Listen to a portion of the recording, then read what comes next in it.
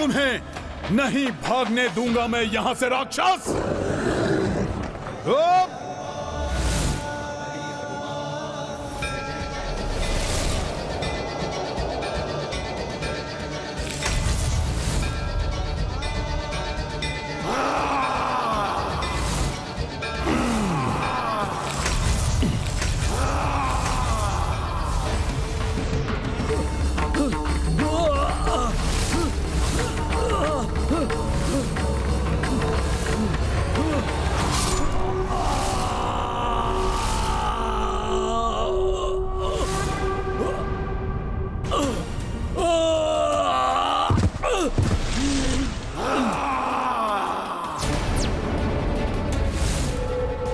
अब मात्र एक ही दानव और बचा है। उसकी मृत्यु से पूर्व ही यदि मैं इस मूलकासुर को रामबाण के सम्मुख नहीं ले आया तो इसकी मृत्यु नहीं हो सकती।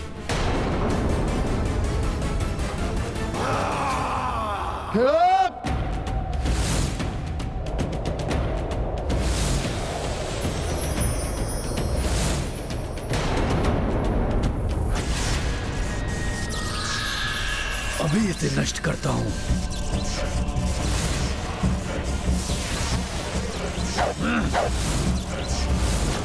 नहीं, मेरा अस्त्र से रोक नहीं पाया। मुझे अपने प्राण बचाने होंगे।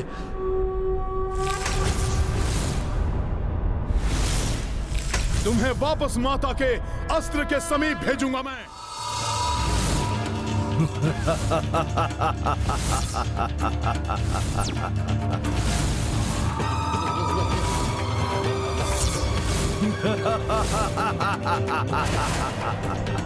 तुम व्यर्थ ही प्रयास कर रहे हो वानर।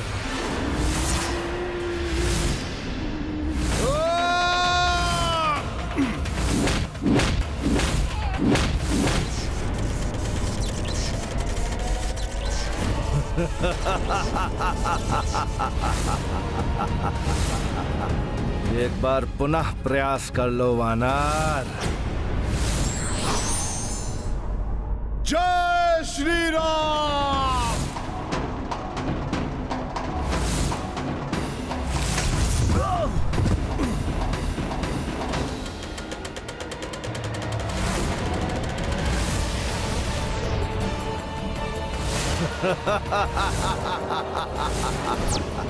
वानर, इस प्रकार नहीं होगी मेरी मृत्यु।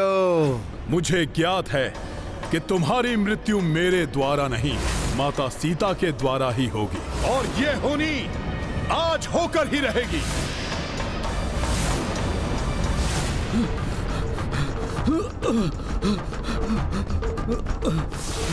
नहीं, नहीं। भ्राता!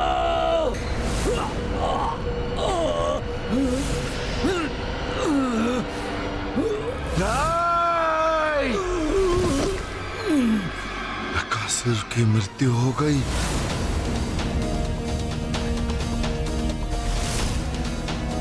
ये अस्त्र अपना प्रभाव खोकर पुनः साधारण तिनके में परिवर्तित हो, उसके पूर्व ही मुझे इसका वार मूलकासुर पर कराना ही होगा। मूलकासुर, अब अपनी मृत्यु का सामना करने के लिए तुम प्रस्तुत हो जाओ।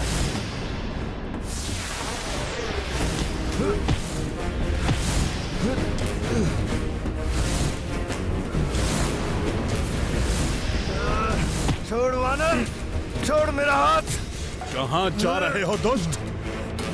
तुम्हें तो प्रसन्न होना चाहिए कि माता सीता के पवित्र हाथों से चलाए हुए तिनके से तुम्हारी मृत्यु होने वाली है। ये क्या? मैं अपना आकार क्यों नहीं बदल पा रहा?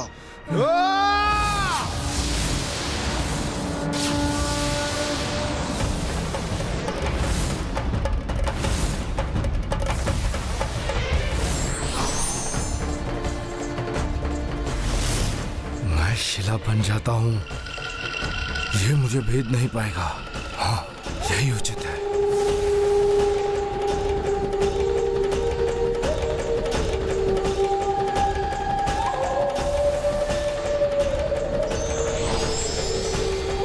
अब शिला तो क्या, तुम वज्र के भी बन जाओ राक्षस, किंतु अपनी मृत्यु से नहीं बच पाओगे तुम।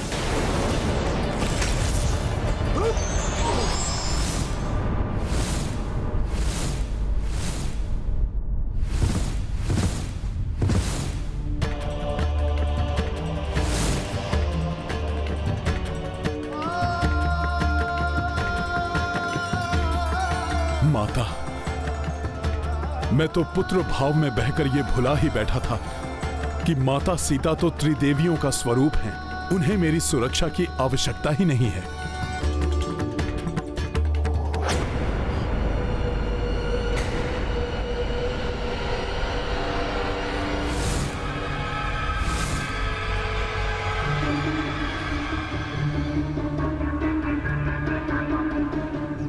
हे प्रभु, ये क्या हो गया? कहीं माता ने मुझे देख लिया तो मैं वचन भंग का दोषी हो जाऊंगा। हे प्रभु, इस बार आप ही बचा लीजिए, मैं शीघ्र ही यहां से चला जाऊंगा। क्या हनुमान है वहां? किंतु यदि माता ने देख लिया मुझे तो माता क्या सोचेंगी मेरे बारे में? हे प्रभु, कुछ कीजिए। क्या बात है भूमिजा?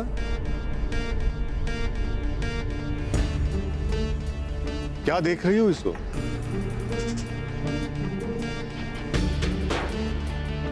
कदाचित ही मैंने कहीं हनुमान को देखा है, वो कहीं आसपास ही है। अब ना जाने क्या होगा। पुत्री, जिनसे हम स्नेह रखते हैं, जिनका स्मरण करते रहते हैं, कभी कभी तो वो स्वतः ही हमारे सामने आ जाते हैं और कभी कभी वो दूर होते हुए भी आसपास दिखाई देते हैं। अच्छा, अब समझा तुम्हें आने में इतना विलंब क्यों हुआ। तुम्हें हनुमान के निकट होने का भ्रम हुआ और तुम उन्हें आसपास ढूंढती रही, है ना? नहीं पितृवर, वो तो मुझे मार्ग में कुछ राक्षस दिखाई दिए जो मेरी ओर बढ़ रहे थे। उनके कारण मुझे विलंब हो गया। राक्षस यहाँ आसपास? पितृवर, आप निश्चिंत रहिए। प्रभु की कृपा से मैंने तिनके में रामबाण का आह्वान करके उनका संहार कर दिया। मुझे ज्ञात है पुत्री, तुम देवी शक्ति का स्वरूप हो।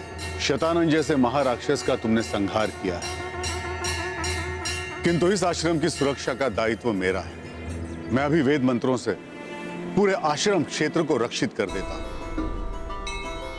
ये तो अच्छा हो गया, अब माता और शिशु सब रक्षित हो जाएंगे। शूलेन पाहिनो देवी पाहि खड्गेन चांबिके घंटा स्वनेन नह पाहि चापज्जानीहि स्वनेन च प्राच्याम रक्ष प्रत्तिचाम च चंडिके रक्ष दक्षिणे भ्रामणेनात्मशूलस्य उत्तरस्याम तथेश्वरी सौम्यानि यानि रूपाणि त्रैलोक्ये विचरन्ति ते यानि चात्यर्थ घोराणि ते रक्षास्मांस्तथा भुवः। त्रिदेवी शक्तियों वाली माता सीता और महावेदज्ञ मंत्र शक्ति संपन्न महर्षि वाल्मीकि जी के रहते हुए कोई भी संकट इनको स्पर्श भी नहीं कर पाएगा। अब मैं पूर्णतया निश्चिंत हो गया हूं। अब मुझे माता के आदेश का पालन करते हुए प्रभु के पास लौट जाना चाहिए।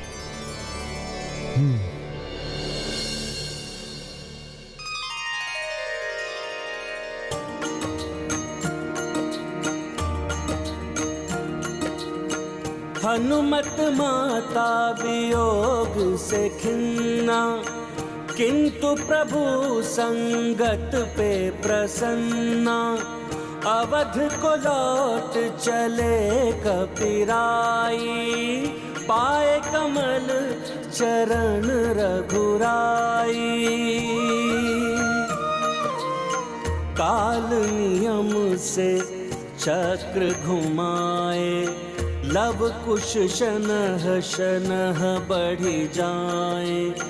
दो करे आश्रम मह क्रीड़ा, देखी देखी पुलकित ऋषि सीता।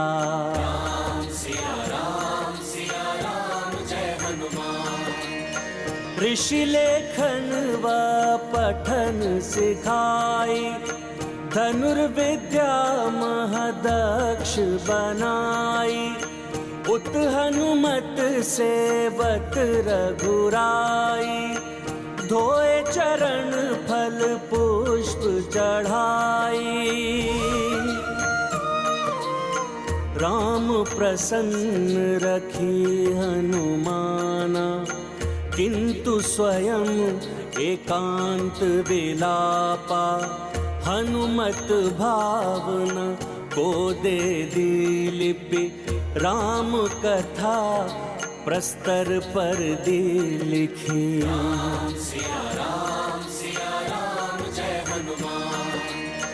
प्रतिपल कपिलव कुश को विचारी, जो पूजत रही अवध बिहारी।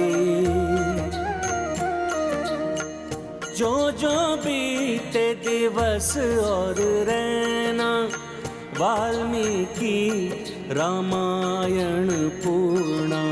राम सिया राम जय हनुमान। राम सिया राम जय हनुमान।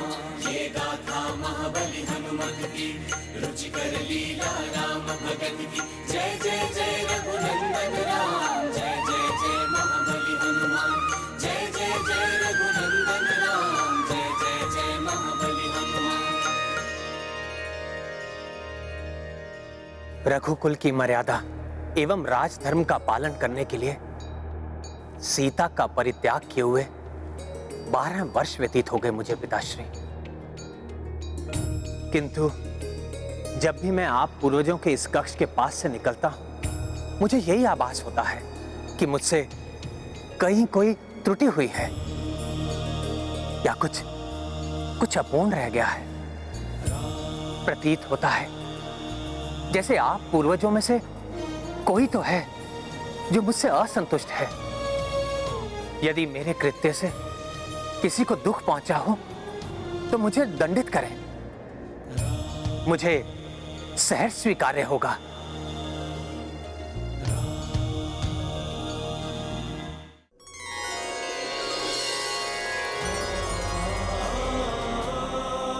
प्रणाम पिताश्री। प्रणाम महाराज दशरथ।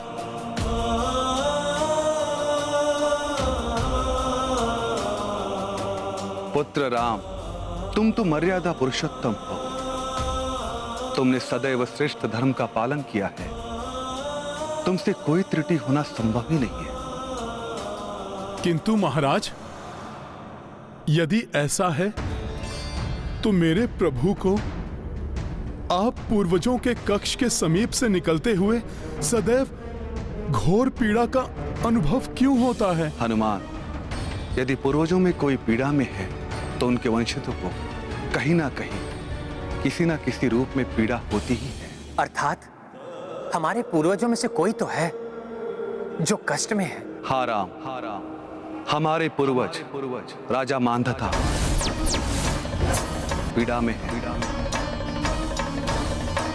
स्वर्ग के अधिकारी होने के पश्चात भी वो स्वर्ग ना पहुंच सके।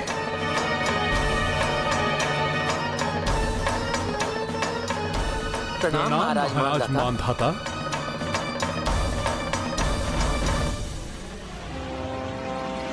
किंतु मैंने तो अपने सूर्यवंश के राजाओं की अनेकों शौर्य गाथाएं सुनी हैं, जिन्हें सुनकर मेरा भी मस्तक गर्व से ऊंचा हो जाता है। तो फिर कैसे एक सूर्यवंशी राजा का शीश इस प्रकार झुका हुआ है? क्या कारण है इनकी पीड़ा का? इनकी पीड़ा का कारण है लवनासुर।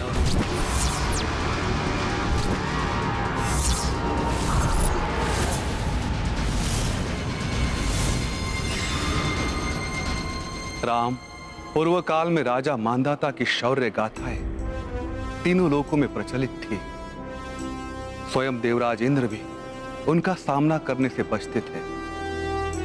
किंतु उस समय एक बार देवराज के किसी अपकृत्य से रुष्ट होकर राजा मांधाता ने देवराज इंद्र को चुनौती दी। स्वर्ग का राज पाकर आपको बहुत अभिमान हो गया है देवराज इंद्र। एक पृथ्वीवासी क्षत्रिय आपको ललकारने आया है। साहस है तो आइए, युद्ध कीजिए मुझसे। किंतु देवताओं की चतुराई से वो चुनौती उलट दी गई। सूर्यवंशी महाराज, मानधाता को परास्त करना सहज नहीं होगा देवराज इंद्र। उन्होंने अनेक तपस्याओं एवं साधनाओं के द्वारा अनेकों शक्तियां प्राप्त की हैं, जो हम देवताओं की शक्तियों के समान ही हैं।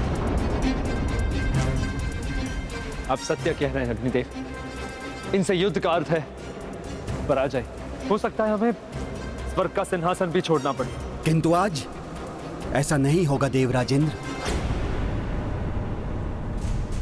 जहां शक्ति से कार्य ना बने, वहां युक्ति से कार्य करना ही विवेक संगत होता है।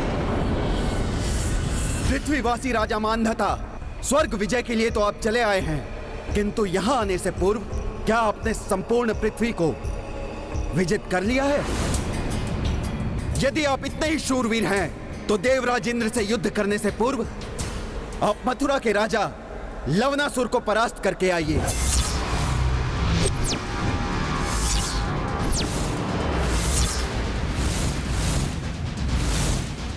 तभी स्वर्ग की मर्यादा का सम्मान होगा।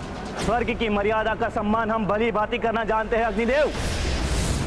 मैं सूर्यवंशी राजा मांधाता ये वचन देता हूं कि लवनासुर के वध के पश्चात ही मैं स्वर्गलोक में अपने कदम रखूंगा।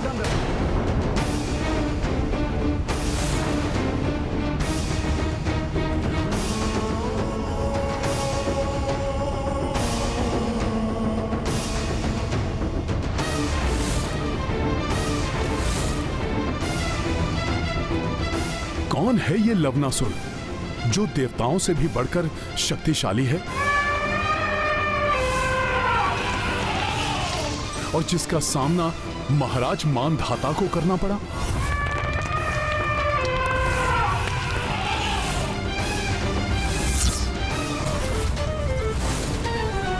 मांधाता, दिव्यास्त्र तो हमारे पास भी है। ये देखो।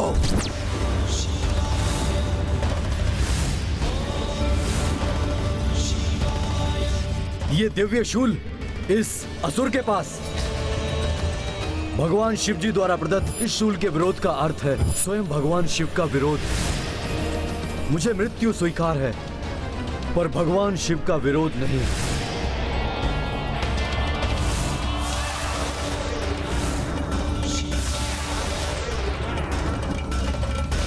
किंतु पिताश्री, लवनासुर जैसे असुर ने वो शूल कैसे प्राप्त किया? लवनासुर का पिता मधुदैत्य अत्यंत भक्ति प्रवृत्ति का था। उसकी भक्ति से प्रसन्न होकर वो शूल वरदान स्वरूप स्वयं शिव ने उसे प्रदान किया था।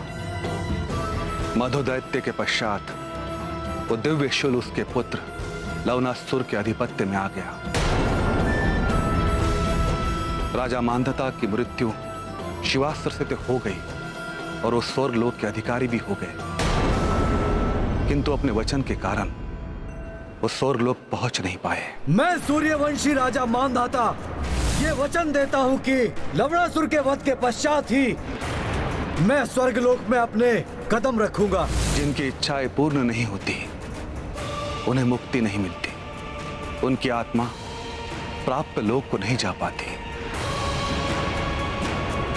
दुर्भाग्यवश आज भी वो असुर जीवित है। अपने दिव्य शूल के बल पर, अपने छल के बल पर और अपनी दिव्य शक्तियों के बल पर आज भी उस सबकी मृत्यु का कारण बना बैठा है। मैं हूं लवनासुर। होगा तुम सबको तुम्हारी मृत्यु से साक्षात्कार। मृत्यु मृत्यु मृत्यु मृत्यु मृत्यु मृत्यु मृत्यु मृत्यु मृत्यु।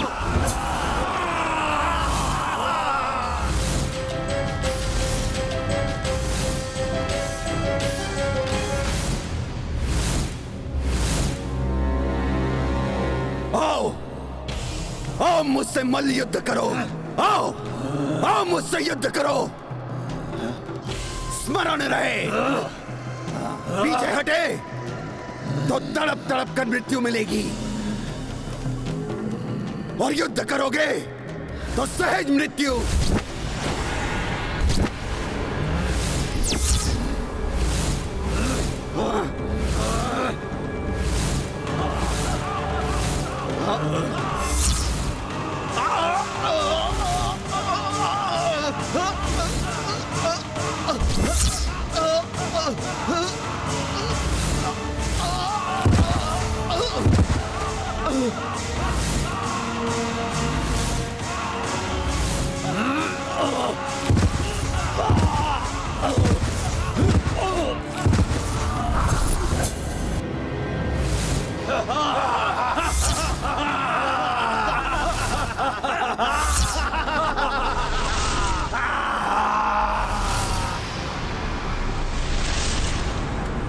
अब तुम्हारी सारी शक्ति को भी सोख लूंगा मैं, तुम्हें जीवित नहीं छोड़ूंगा मैं।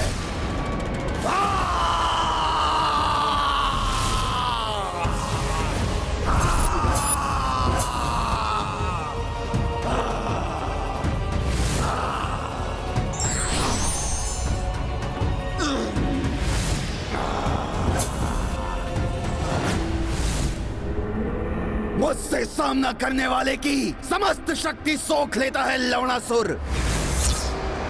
और इस प्रकार और शक्तिशाली बन जाएगा लवणासुर।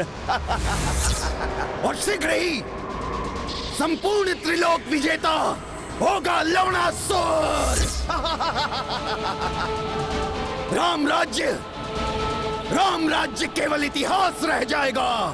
इतिहास राज करेगा केवल लवणासुर। राज करेगा लवणासुर। राज करेगा लवणासुर। राज करेगा लवणासुर। राज करेगा लवणासुर। राजा मानधाता की इच्छा आपका पुत्र राम पूर्ण करेगा। लवणासुर को मृत्यु प्राप्त होगी और राजा मानधाता को स्वर्ग प्राप्त होगा। हाँ, राजा मानधाता का वचन अवश्य पूर्ण होगा।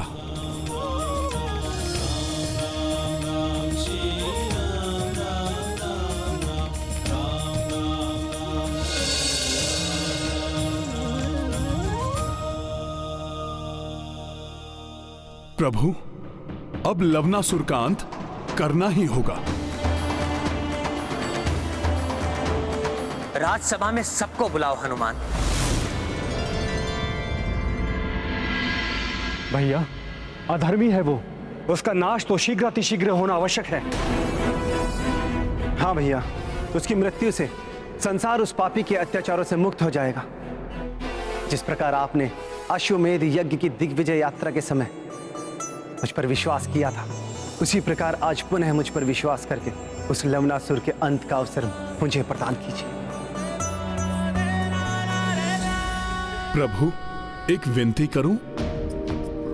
प्रभु, मथुरा नगरी वर्षों से असुरों के अधिकार में है, अतः वहां धर्म राज्य की स्थापना के लिए शत्रुघ्न भैया का राज्याभिषेक करके इन्हें मथुरा का राजा आप प्रभु घोषित कर दीजिए। प्रभु, जिस प्रकार आपने लंका विजय के पूर्व विभीषण जी का राज्याभिषेक किया था। उचित है हनुमान, किंतु तुम्हें भी शत्रुघ्न के साथ जाना होगा। प्रभु, आपका आदेश हो और हनुमान पूर्ण न करे, ऐसा कभी नहीं हो सकता प्रभु।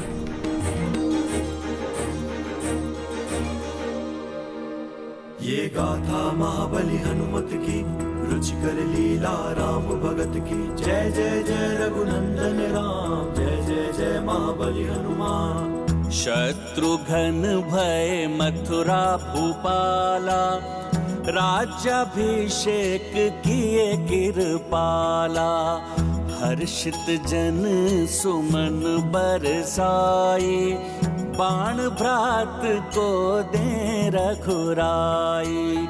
प्रभु हनुमत को तिलक लगाए, शीश कपि चरणों में झुकाए, घोर भई सेना प्रस्थाना, संग संग उड़ चले हनुमाना। ये गाथा महाबली हनुमत की, रुचिकर लीला राम भगत की। जय जय जय रघुनंदन राम, जय जय जय महाबली हनुमान।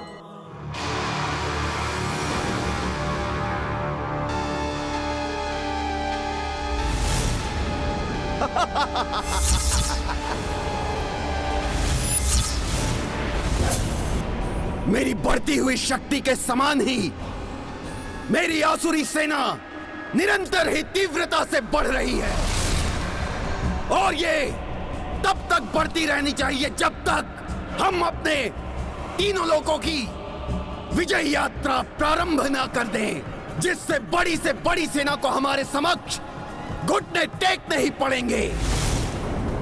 राज करेगा लवणासुर, राज करेगा लवणासुर।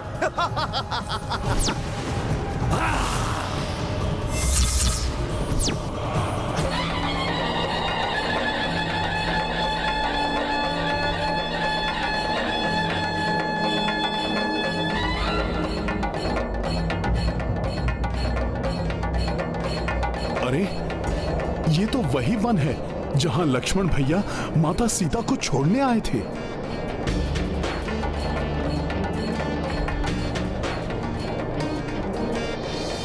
इसी स्थान पर तो महर्षि वाल्मीकि और माता की भेंट हुई थी। इसका अर्थ है कि महर्षि वाल्मीकि जी का आश्रम निकट ही है, जहां माता और लवकुश। हे प्रभु, मैं क्या करूं? इतने निकट से होकर निकल रहे हैं हम। कितने वर्ष व्यतीत हो गए माता सीता को देखे हुए। माता कैसी होंगी? बालक भी बड़े हो गए होंगे। कैसे दिखाई देते होंगे वो दोनों? महाप्रतापी प्रभु श्री राम के तेज से संपन्न माता सीता के लाडले। माता, कहीं आप भूल तो नहीं गई अपने इस पुत्र को?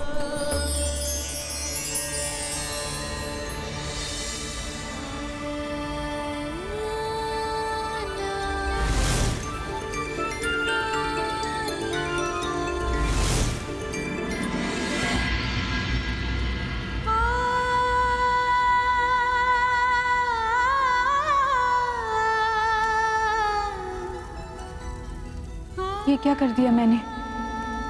पुत्र हनुमान के विचारों में ऐसे खोई कि अधिक मात्रा में चावल पका दिया, जैसे पुत्र हनुमान ही भोजन के लिए आ रहे हो। माता, माता,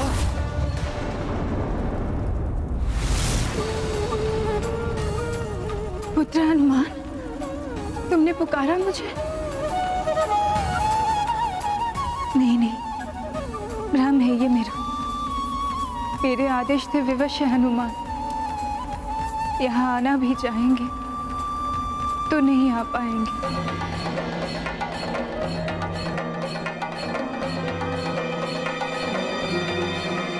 तुमने मेरा आदेश नहीं सुना हनुमान। जाओ यहाँ से और लौट कर कभी मत आना।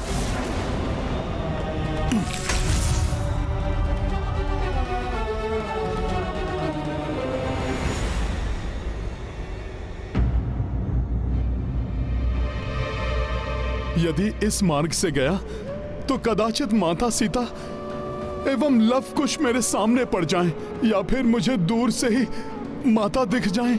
नहीं नहीं, कितनी भी प्रबल इच्छा हो, किंतु माता को दिए हुए वचन को नहीं तोड़ूंगा मैं। नहीं मिलूंगा किसी से, नहीं आऊंगा किसी की दृष्टि में। क्या हुआ? आप रुक क्यों गए?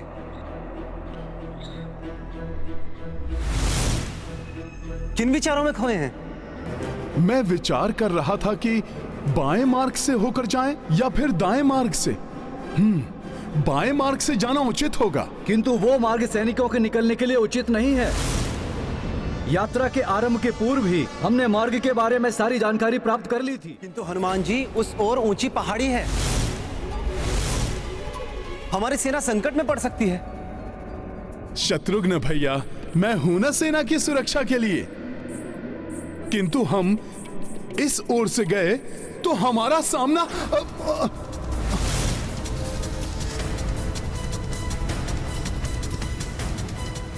आप आइए, यह मार्ग उचित है। हनुमान जी,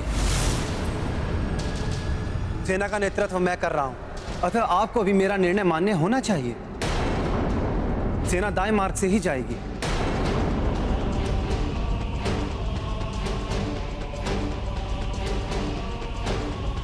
चलिए।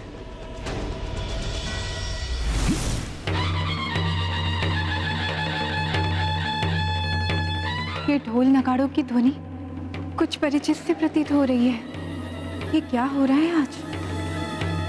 पहले तो पुत्र हनुमान का चिर परिचित स्वर सुनाई दिया, और अब ये ढोल नगाड़े जैसे अयोध्या के सैन्य दस्ते के ढोल हों। ये सत्य है या कल्पना?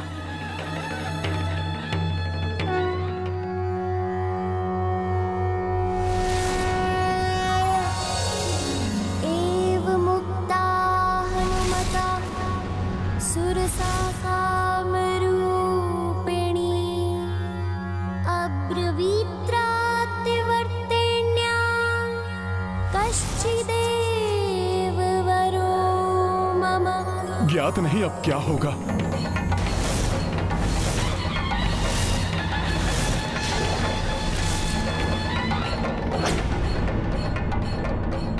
भैया कुश, अपने वन में ढोल नगाड़े कौन बजा रहा है? ढोल नगाड़े की ध्वनि से वन के जीव विचलित हो उठते हैं। यही नहीं, इन्हें इतना भी ज्ञात नहीं कि आश्रम और पाठशाला के निकट शोर उत्पन्न करने वाली ध्वनि बजाना अनुचित है। हाँ कुश, ये हमारा उत्तरदायित्व है कि इन असभ्यों को सभ्यता का पाठ हम पढ़ाएं। आओ।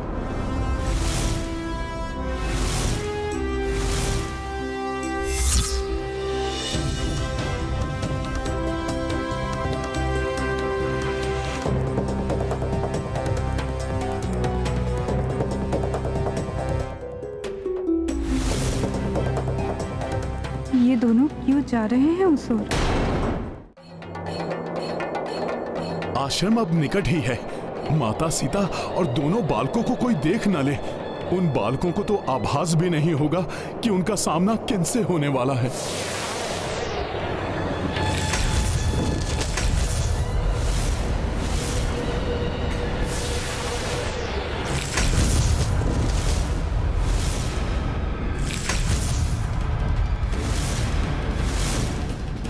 क्या इस युद्ध का सामना करने से रोकने के लिए ही आप हमें दूसरे मार्ग से ले जाने के लिए कह रहे थे?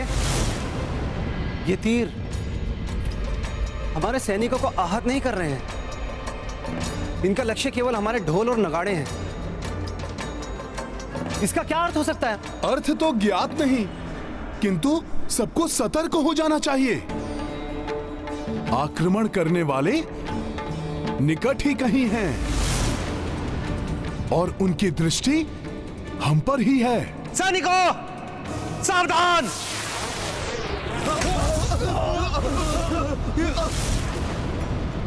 आक्रमणकारियों, छिपकर आक्रमण करना विरोचित नहीं है। साहस है तो सामने आकर वार करो।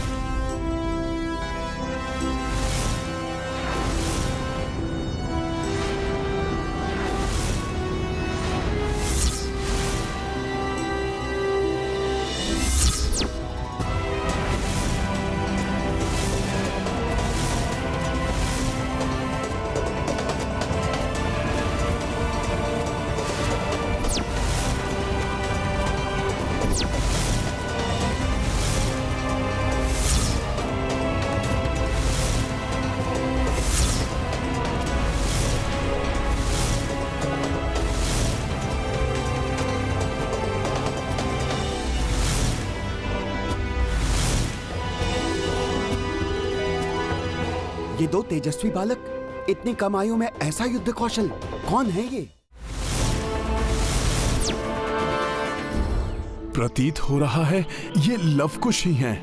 भैया, इनके वस्त्र, रथ और ध्वज बता रहे हैं कि ये किसी बड़े राज्य की सेना है। बड़े राज्य के होकर भी इन्हें इतना भी बोध नहीं कि शोर मचाने से वन की शांति भंग होती है। अबोध बालकों की भांति शोर कर रहे हैं। सावधान! सत्यवचन, हम आपको सावधान करने ही आए हैं।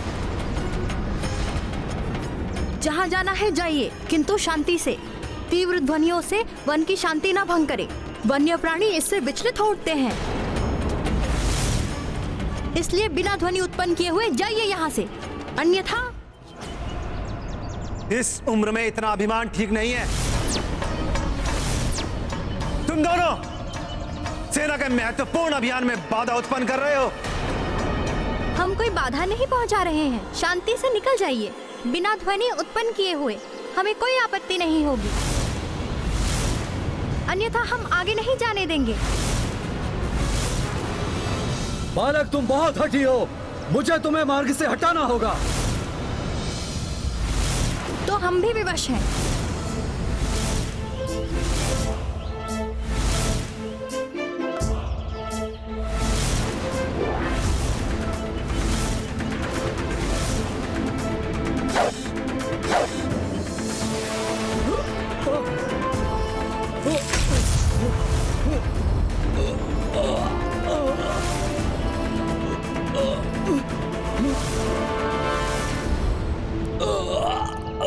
सावधान!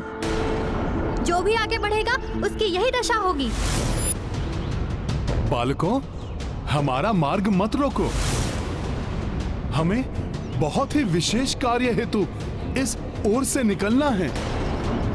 हमारी बात मान लीजिए, निकल जाइए यहाँ से, अन्यथा हम किसी को डग भर भी आगे नहीं जाने देंगे।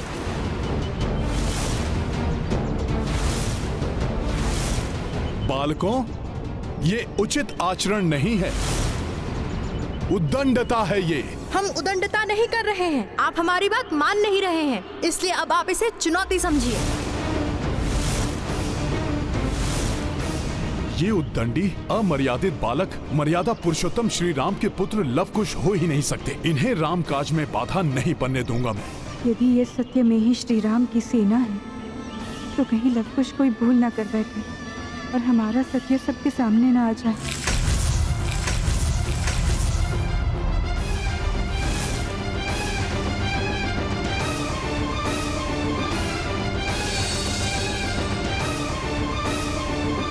साहसी किसी के सामने नहीं झुकते, चाहे सामने वाला कितना भी बड़ा योद्धा हो।